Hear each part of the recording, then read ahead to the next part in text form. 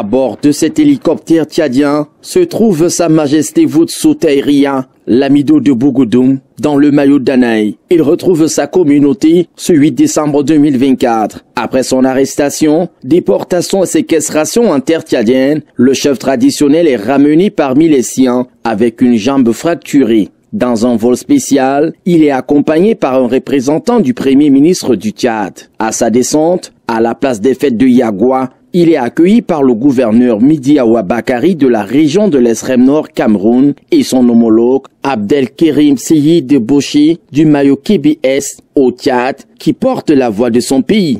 Et je voudrais vous rassurer, vous confirmer que Sa Majesté le Lamido se porte en bonne santé. Vous l'avez vu à sa descente de l'hélicoptère. Et donc nous sommes venus assister à ce rapatriement et pour remettre officiellement aux autorités administratives camerounaises. Et je voudrais ici à cette occasion saluer l'excellence des relations qui existent entre nos deux pays, le Tchad et le Cameroun, qui sont des pays frères, des pays qui ont une longue histoire, qui partagent beaucoup de choses en commun.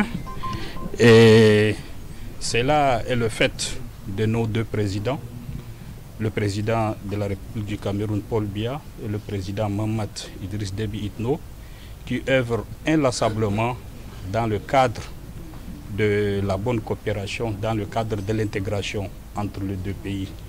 La position et l'intention du Cameroun sont claires aussi. Nous sommes obligés de cheminer la main dans la main.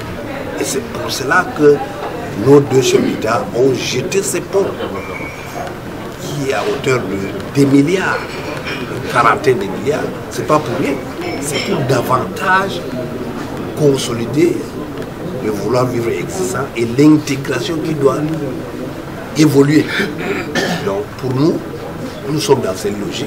Je vous disais tantôt que nous avons un forum de gouverneurs du bassin du lac Tchad. Nous communiquons pour nous permettre de régler les problèmes en temps réel.